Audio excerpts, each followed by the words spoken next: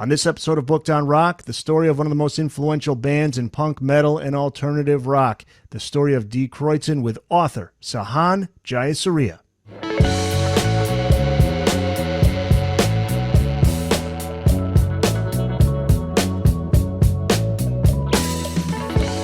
Welcome back to Booked on Rock, the podcast for those about to read and rock. I'm Senich. This episode's guest is Sahan Jayasuriya, the author of Don't Say Please, the oral history of Kreuzen.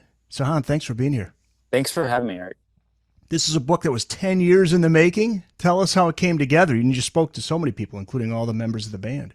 Yeah, I think I started officially I started the book 10 years ago, and I didn't have any publisher involved. And it was just kind of this thing that I was doing because I felt like this is a really important band for my city. It was clearly very influential, and I just wanted to tell their story and just kind of share it with anyone, not only the people who are fans of them, but hopefully, expose their music to, a whole new audience of listeners.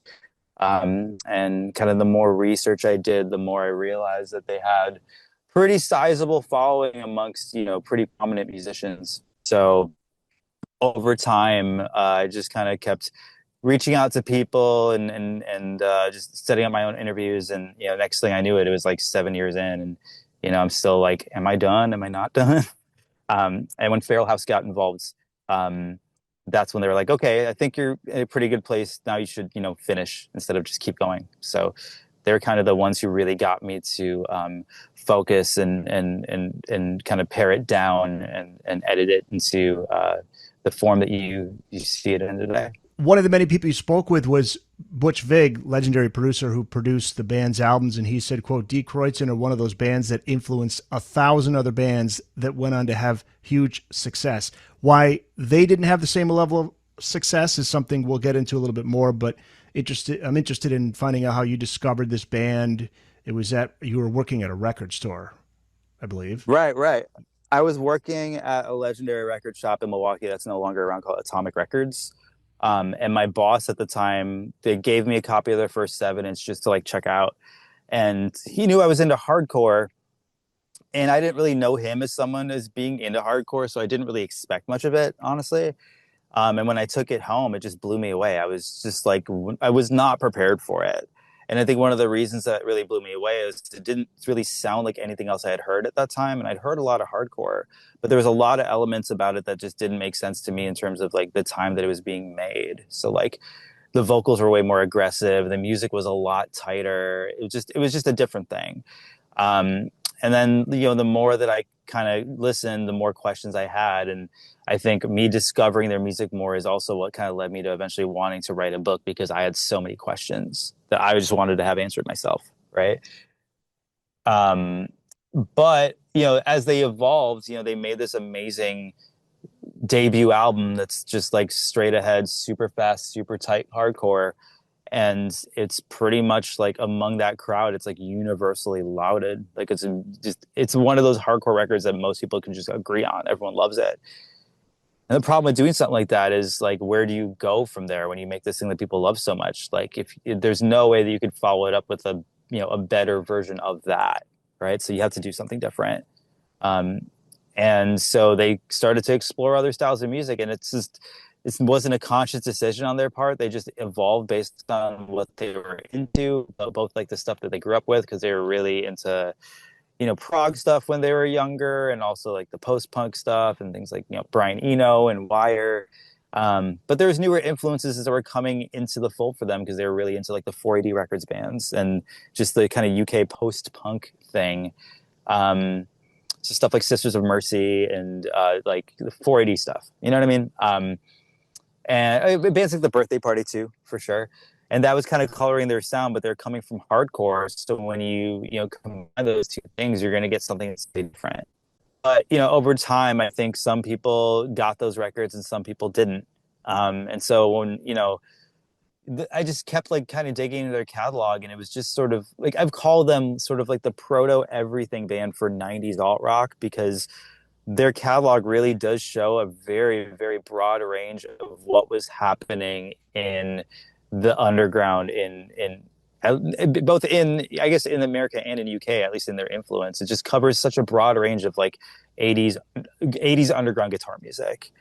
Um, and that was those records were super influential for a lot of other artists who went on to achieve greater or much greater success in the following decade. Let's talk about the band's origins. You write, quote, "It's debatable whether Die Kreuzen could have ever happened at any other time or in any other place besides the American Midwest during the 1980s. So give us the when, where, and the how the band comes together, if you could. The four guys, they all grew up in the right place, right time?" I'd say so, yeah. Half of the band has origins in Rockford, Illinois. Most people might know that as being the hometown of Cheap Trick. And then the other half were from Brookfield, Wisconsin, which is a suburb of Milwaukee, Wisconsin. And vocalist Dan Kabinski and Brian Agnes were the two guys who originally came from Rockford. They were in a band previously called the Stellas, and the Stellas moved up to Milwaukee.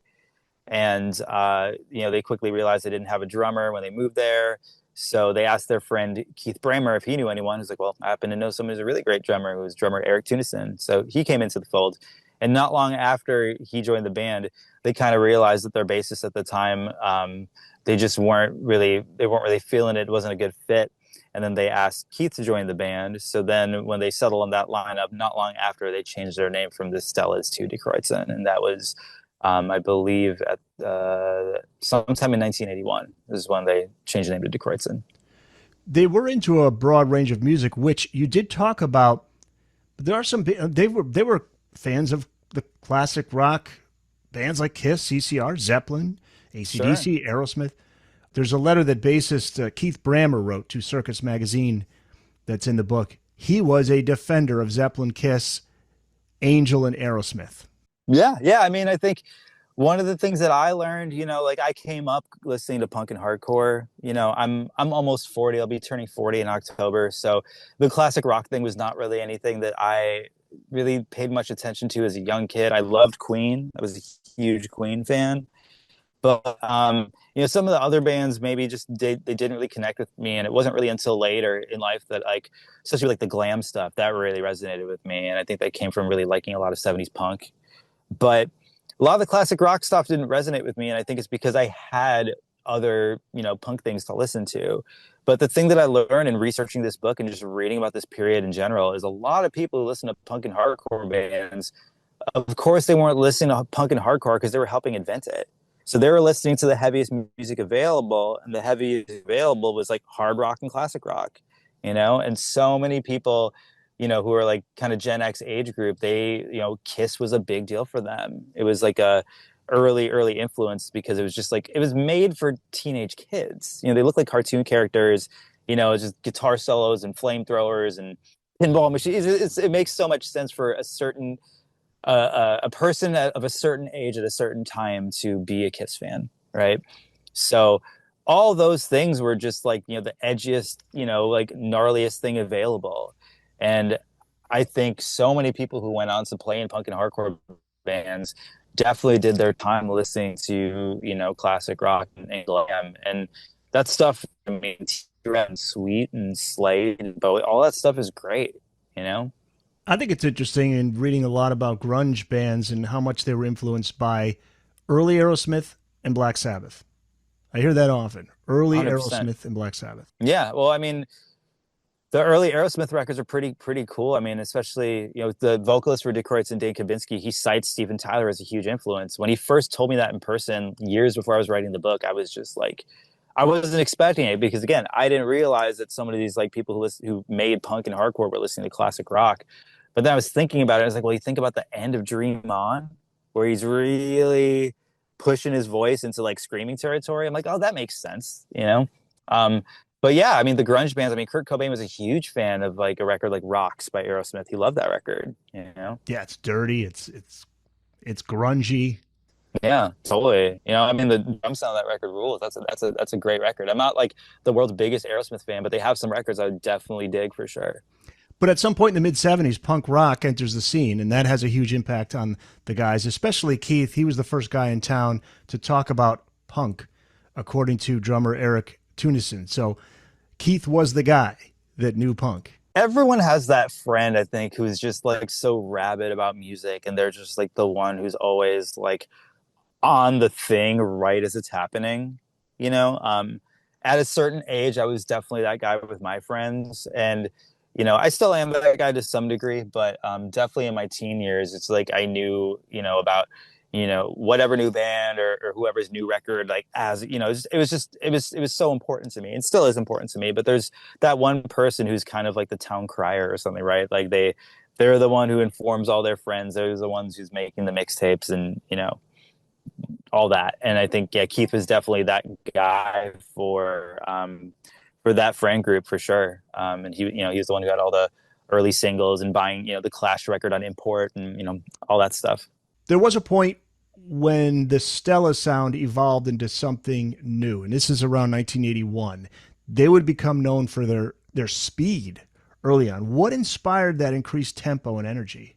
I think the speed thing definitely had. There was a couple records that was contributing to that, and I think like Group Sex by the Circle Jerks was a big one for a lot of people. I think that record came out pretty early on, and it was pretty fast for the time. Also, like the early Bad Brain stuff was pretty fast. Some of the early Dead Kennedy stuff was getting fast. So the tempos were just being pushed, and I think people were just kind of. I don't want to say like. Necessarily like following the leader, but I just think it was just the thing to do. It was like that's how you made your music more intense. You know what I mean? Like the temp just made it like just gnarlier and heavier. So I think that was like it was just the thing that people were doing. And I'm almost like I hesitate to use the word like in style, but it was just what was happening at the time, and it was if you could play faster, that was like, oh, like they're fast. Like that was definitely kind of a something to admire, And so, De Kreuzen were just kind of following like those bands and bands like DOA. And it was just like a thing where it's like, okay, like let's just try and speed things up a little bit, because it's one thing to be fast and sloppy, and that's it's fine. That's its own thing. I'm not going to name any names. There's bands that I love that, but like when you're fast and tight, that's a different thing, and that shows that like these guys practice, right? So I think that was just the thing. They were just like practice on. They're like, all right, push the tempos a little bit, let's push the tempos a little bit, because I have like a old live performance Stella has been released. Not a lot of people have it, and there's some songs that ended up on the first De Kreuzen record that are played at like. By comparison, they sound mid-tempo, and you can kind of make out the riffs a little bit better because they're not played at like breakneck speed, but it's like, it's really cool to hear. And it's like, oh, like there's early footage of the Bad Brains playing like Attitude, and they're like wearing suits, and it's pretty mid-tempo, and then you listen to like, the Black Dots, and it's a little bit faster, and then you listen to the Roar cassette and it's a little bit faster. And then by the time you get to like Rock for Light, they've shaved teens off the song. It's gotten so fast. I don't necessarily think they were necessarily like following other bands. Like we want to be like them, because like there's this thing that I've heard other people talk about. There's an artist, there's a rapper, Fonte Coleman. He's in a group called Little Brother. He talks about like this sort of phases of being influenced. He says like imitation, inspiration, and innovation, right? And imitation is like, I want to be like Black Flag, right? And then inspiration is like, I am like inspired by Black Flag. I'm making music that's inspired by Black Flag. And then innovation is like, Black Flag has pushed me to, I guess like the creativity and my love of Black Flag has pushed me to innovate something else completely, right? And a lot of people don't get to that third stage. A lot of that, and there's nothing wrong with that. You can hear bands and you can hear like, oh, you're kind of doing this and you're kind of doing that. You listen to the Strokes and you can hear Television, right?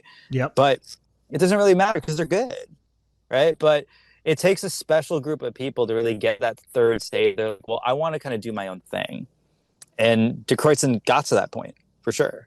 Sahan Jayasuriya is the author of Don't Say Please, The Oral History of De Kreuzen. Let's talk about the name change to De Kreuzen, October of 1981 that happened.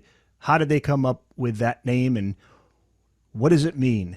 So it's kind of conflicting accounts. Some people say it's a German language Bible. Some people say it was just a German book. I just kind of bring them all up at the same time because I've never really given a straight answer. But Diane, who came up with that name, and then she's like, "Yeah, I'm going to start this band called the Kreuzen," and then for whatever reason, either she didn't or whatever, but they just they ended up with the name. It's a cool name, man. You got to admit, it's mysterious. It's a great name. It's definitely not always pronounced. If I had a penny for every time someone said I Kruezen, you know, D Kruezen, yeah. But it's technically the spelling doesn't translate perfectly to something, but it technically is either like the sign of the cross or like crossing, like the crossing, I guess, or even to some people, I guess it's like the crosses. But it fucking looks great. Yes. It looks great on a record cover. I mean that not I mean if you get that, you don't need to think about it anymore. Lyrically, let's talk lyrics now. So Dan Kubinski, he avoided addressing politics, which wasn't the norm for punk and hardcore bands. Talk about his lyrics and how he preferred also listeners to assign whatever meaning they wished to his songs. And I believe in the future albums, he didn't want the lyrics printed. Yeah, after the first record in 1984, they just consciously didn't print lyric sheets, and I think Dan had said, I'm paraphrasing him, but to the effect of he just kind of preferred that the listener just attack meaning songs, right? And as the music changed, the music also kind of I think just had a little bit more of like an emotional heft to it. And so when you're making music that's kind of that emotionally heavy, it's pretty easy to, attach whatever meaning you want to it, right? And I mean, that's something REM did too in the early days. They didn't print their lyric sheets. And, people always talk about how like the vocals were mixed really low and Michael Stipe's voice was kind of like mumbling a little bit.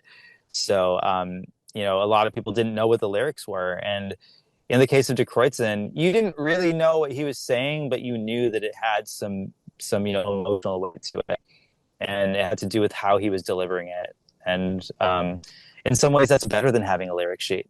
You know what I mean? Because if you have a lyric sheet in front of you, it might not resonate with you the same way that it does, with you having to kind of come up with your own meaning of the song. Sure. But early on, yeah, I think there's a lot of bands. There's great hardcore bands who, like their thing was just addressing the political climate at the time, which needed to be addressed. And all the flyers have like Reagan on it, and I'm not gonna curse on your podcast, but like there's very they would take images of Reagan and make him do some pretty interesting things, hilariously interesting things. And a lot of bands played with that imagery and just had a political agenda to their lyrics, and it's great.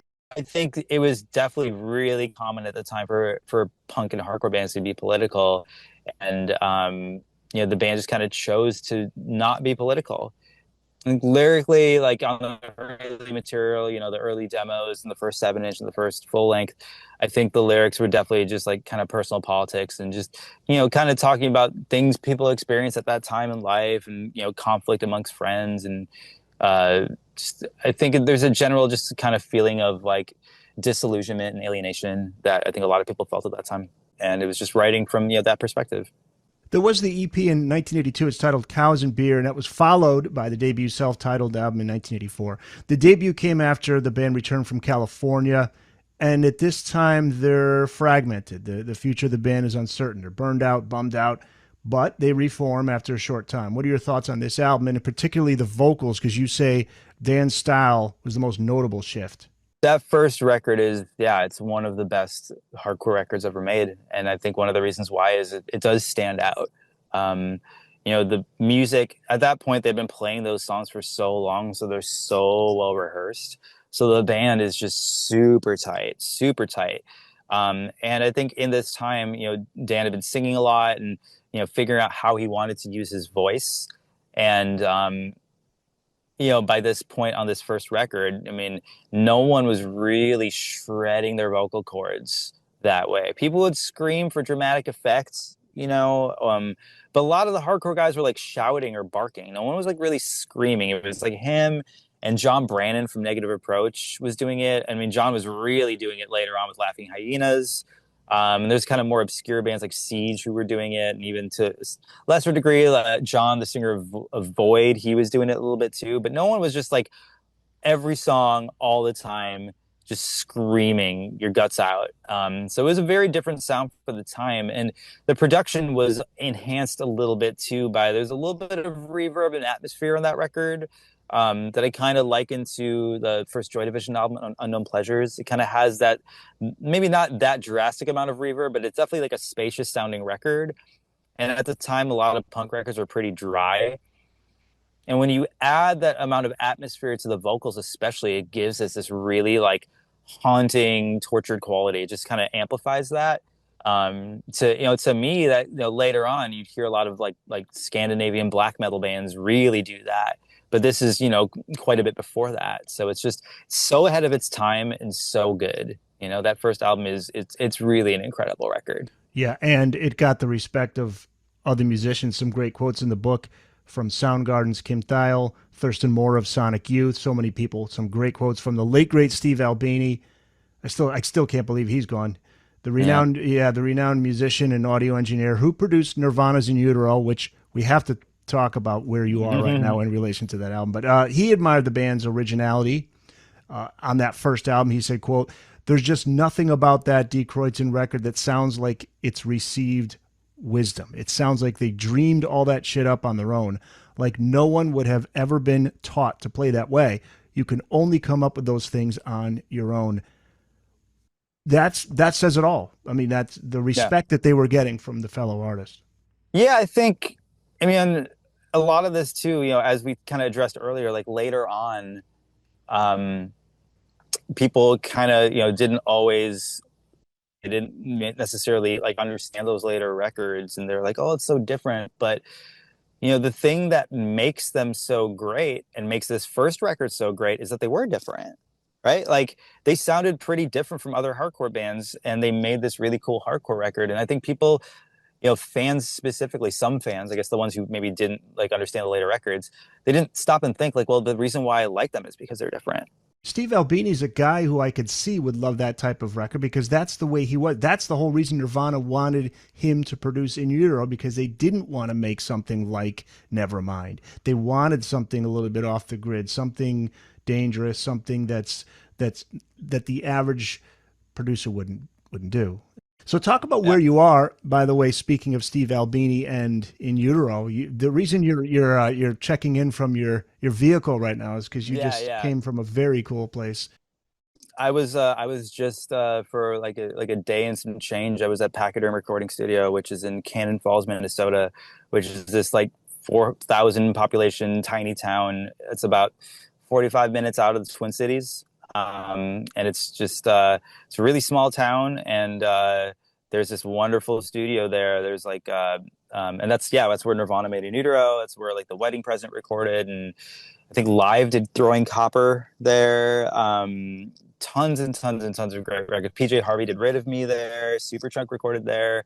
Well, a lot of indie rock bands like Unrest, they recorded there. I mean, the list goes on and on. There's it's Hums You'd Prefer an Astronaut is credited there. They did one song there. I think the rest of that record was done elsewhere. But yeah, like tons of great records in the 90s and beyond. Like I think more recently, like 10 years ago, I think that band Norma Jean, I think they recorded there. So it's a destination, but like there's the entire thing is meant for you to like live on the premises. So there's like a separate living quarters that's just like so not unlike it's just so distinct. It's just like spiral staircases and crazy just 70s carpet, and it's just like this really wonderful space that's like surrounded by like a ravine almost, and it's just like a really great place to just be if you're trying to like focus and make music. And my friend Graham Hunt, he's working on his next record right now, and he had me come up there and hang out for a day and shoot photos and just I mean, everyone there was like 10 or 11 people who were playing on that record, and they're all really good friends of mine,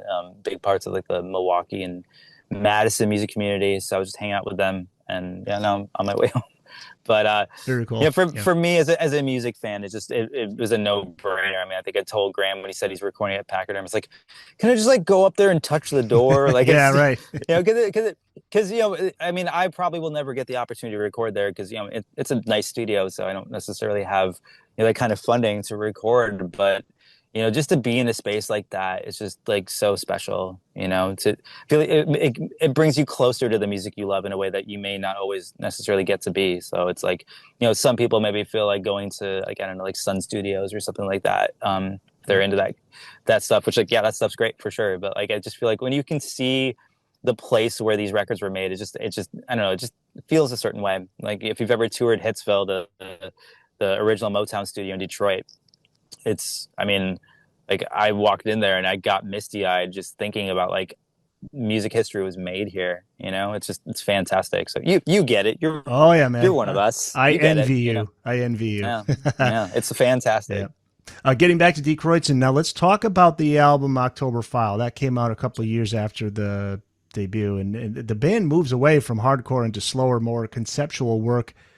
I don't know if I've ever heard a band transition so quickly and just progress and evolve so quickly. It's interesting to read how the guys in the band had already started to move towards that sound by the time that first album was already out.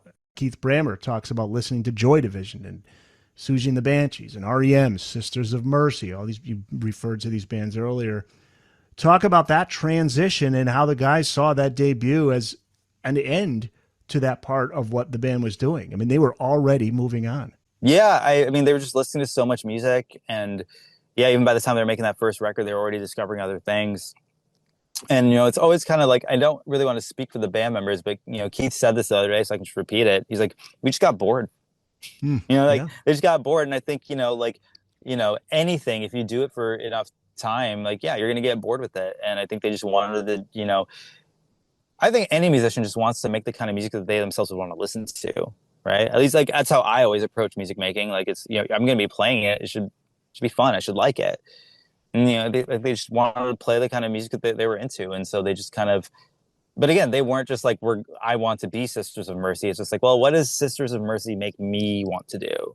Right. What is Joy Division or Echo and the Bunnymen or the Birthday Party or whoever, like, what is The Cure? Like, what does that make me want to do? And then that's how you get these later records that, like once the influences, like, oh, I can kind of hear that, but like on the surface, you're just like, I don't really.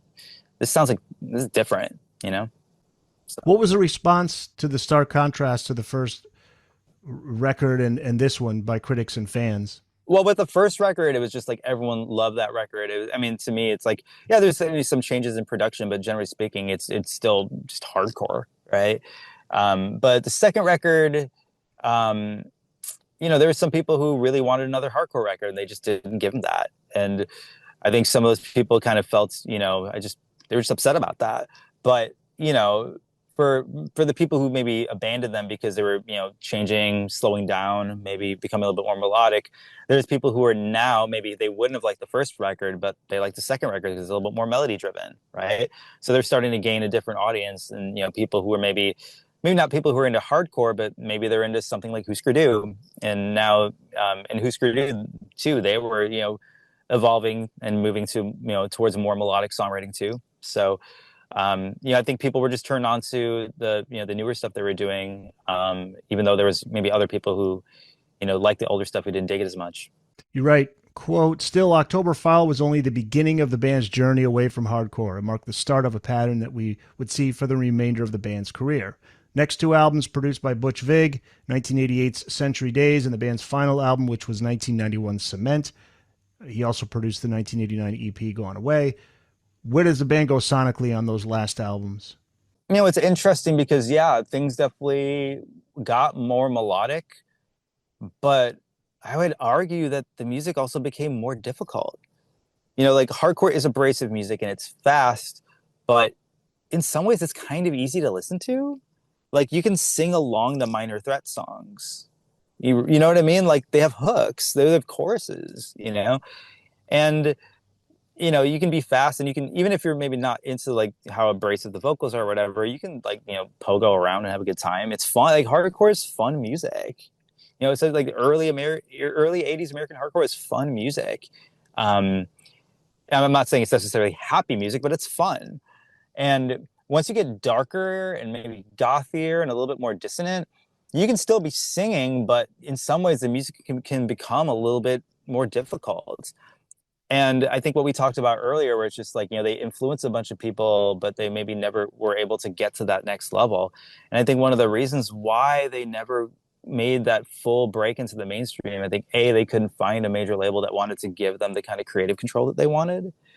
But B, they didn't, labels didn't really know what to do with them because they were like straddling a lot of lines. They sort of were kind of metally, but they're kind of post-punky and kind of goth. And, especially at that time, like labels, they're like, well, who do we sell this to? All Yeah. right. Would it be They fair to don't, compare them to Jane's Addiction prior to Jane's Addiction becoming big because they're metal? I mean, I guess it's like similar ingredients making two different meals. I could see that. And they Like, were I mean, they were a little ahead of their time to little ahead where of their time. Yeah, at least Jane's Addiction got, I mean, they had hits. I mean, like, you couldn't. eventually, yeah, yeah. Eventually, the Jane Says and Been Caught Stealing and stuff like that. But, you know, um, But at first it was like, what are we going to do with this? Where are we what? going Well, to, yeah, you know? because it's not one thing, right? Yeah, it's Yeah. like people don't know how to.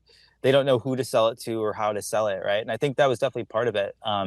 But you brought up earlier like the Gone Away EP. Yeah. Like that to me as a songwriting achievement, Yes. that to me is the best song that they wrote. That is yep. Say that's my favorite song. Absolutely. Me too. Me too. It's a fantastic song, and I think it really covers all the ground that that band covered, minus the super fast speed of hardcore. But it's really kind of beautiful and melancholy, and it's in 3/4 time. It has this kind of rolling quality, and it has There's all these different like guitar hooks, um, and then and Dan's singing wonderfully, but even then he has to take it to the screen. He has to scream just for a little bit, right? So it's like it's a super melodic song, and then it's just like it just left turns to these kind of really like his kind of signature tortured pain kind of scream. But it's such a wonderful song. It's 3 minutes long. In an alternate universe, to me, that's a modern rock radio hit. Absolutely. When I first heard it, and I was telling you before we recorded that I knew of the band, knew the name, but really didn't listen to a whole lot of their music. And this has happened so many times through this podcast, after reading a book, I listen to the music, and I more often than not fall in love with the band. And I've done it with this band. And when I heard Gone Away for the first time, I'm like, how the fuck how does this song just skip past so many people? Because I think it's just, yeah. it's just the timing of it. If it was a couple of years later, Yeah, yeah. I mean, know, I've said like, well, their last album, Cement, was recorded and released in '91, and I think, they released Gone Away as an EP because it had been a little bit since they'd put out something new. And Touch and Go, I was like, maybe we should do like an EP or something like that. but what's cool is, by the way, we mentioned Aerosmith. The Gone Away. The next track is Seasons of Wither. Their Seasons cover of Weather, of right? Aerosmith. Yeah, Which is which is a a great great cover. cover. Yeah, Right. It's a great cover. But I think if they would have saved Gone Away for the Cement album and had that been like the single off that record, I think maybe it would have gotten a little bit more people would have heard it, because I mean, the timing of Cement is so interesting because right before they made Cement, Butch he'd wrap up work on the first Smashing Pumpkins record, Gish. And then either right before or maybe after, or maybe like he started working on Cement and then finished it later. But Butch had gone to LA to Sound City to go make Nevermind. isn't that crazy? And so the timing of it is it's so wild, right? To think about, there's this article that was in Hit Parader in, I think, 92, early 92. And it was one of those like, 40 of the blah, blah, blahs to blah, blah, blah, right? And I think it was like 40 alternative metal bands to watch in the year 92 or something like that. And on the front page, Smashing Pumpkins, Afghan Wigs to Kreuzen. Mm. And it's like, so, I mean, they were right there, yeah, like, I think maybe one of the reasons why they didn't break through is, maybe labels didn't know what to do with them, but also like, they were maybe a little bit too difficult to break into the mainstream. Atlantic Records, you said in the book, wanted to sign them right after they broke up. after they had split, Mike Gitter, who went on to sign so many great bands, Mike Gitter is such a rad dude and has done so much awesome stuff. I mean, he ended up signing Jawbox to Atlantic and signing a lot of great bands from the underground and, giving them the resources to make, these kind of bigger records. And I mean, I love that record Jawbox made for Atlantic. It's Savory to me, again, should have been a top 40 hit. I don't know why it wasn't. In my universe, that is a top 40 hit, but yeah, it's just a little bit too late. And of course, like there is a little bit of like the what if factor in that book, like, well, what if? And we'll never know. But I think if anything, they maybe would sign to a major label, make a record that they wanted to make, and maybe more people would have heard it, but not enough to please the major label, Well, right? here's the quote from Vig in the book about when he first saw the band. This says it all. It was psychedelic rock, it was punk, it was almost metal at points, and yet they had this great pop sensibility to their songs as well. So he saw something there. He saw what he saw in Nirvana. 100%. I mean, Butch Vig is a pop guy through and through, and he calls himself a self-proclaimed pop geek, is what he says. And so, I mean, he's the guy to bring hooks out of people. I mean, the jump from Bleach to Nevermind is a very big jump. Obviously, the production played a big role in it, and obviously, there's not that many songs on Bleach that are as hooky as the stuff on Nevermind. But Butch really brought out those melodic elements, and then Andy Wallace, who's known for mixing like Slayer, made it just sound super heavy. So then you have these really heavy pop songs, and it appeals to the aggressive music crowd, but it also appeals to people who maybe have never heard Sonic Youth or Dinosaur Jr. or whoever else, right? And had they been able to make another record with Butch, who knows? But we'll never know. Yeah, they broke up in '92. They broke up in Uh, '92. Yeah, Butch Vig says he told you that, yeah, there were internal battles. There was some conflict going on there while they were recording Cement, but he didn't think they were going to break up. What led to the breakup? it's nothing really interesting. They got to the point where we're playing, we're touring all the time. We're touring more than we're at home. The audiences aren't necessarily getting any bigger. In some cases, maybe they're getting a little bit smaller. And I think they just felt like, like we don't really know like where we fit in a sense. Like they would play to nicer sized audience when, bands like Sonic Youth would take them out on the road. But then when they would go out on their own again, it'd be like, well, we're, playing to, 100 people, 150 people. My feeling is listening to the music and seeing where music went and seeing how big Nirvana got. If you put them out on the road, open for Nirvana for a little while there, build up that following. Next thing you know, I think they're headlining their own gigs. MTV's picking up on them. Modern rock radio is getting big. Wait a year or two. I think at that point, like being affiliated with Nirvana was definitely helpful. It helped the Melvins get signed, and people were now turned on to bands like the Beans or the Wipers or whatever else. But and then even like they took Jawbreaker out on tour for what 10 days, and that resulted in Jawbreaker becoming like a recorded by major labels. The sort of unsignable band eventually. They signed to a major label, right? But who's to say? I know Kurt Cobain was a fan.